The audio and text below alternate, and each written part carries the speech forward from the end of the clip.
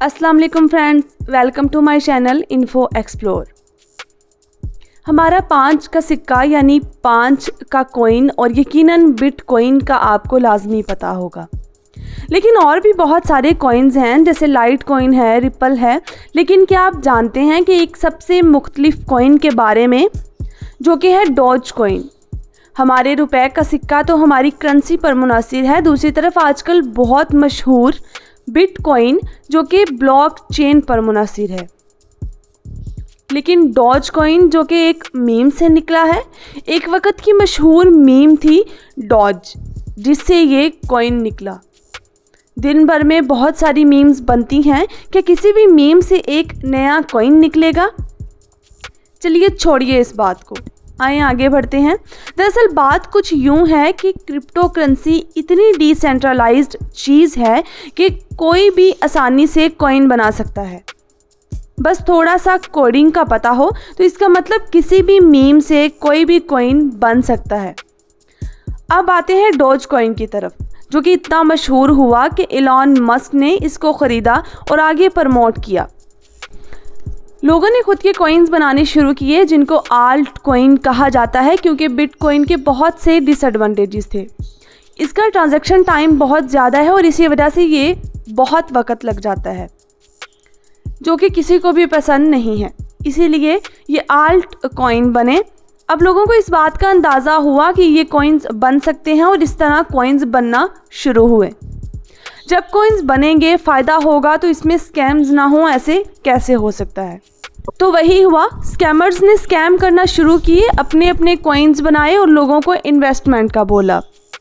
ये pump and dump scheme कहलाती है। जब बिना मतलब के इतने कॉइन्स बने तो इनका जो नाम दिया गया वो शिट कॉइन का था, क्योंकि ये किसी काम के नहीं थे। तो हाँ, अलबत्ता डॉज कॉइन को भी शिट कॉइन ही कहा जाता रहा।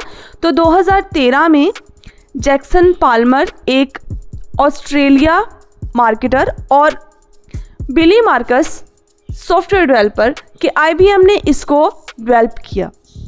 इस वक्त दो ही चीज़ें ट्रेंड में थीं, एक थी क्रिप्टो करेंसी और दूसरी तरफ डॉज मीम। पाल्मर ने बताया था कि इसने मजाक में एक दो मीम को इकट्ठा करने का सोचा और इन पर कॉइन बनाने का सोचा। आजकल के दिनों में डॉज की वैल्यूएशन मार्केट लाइट कॉइन से बहुत आगे निकल चुकी है।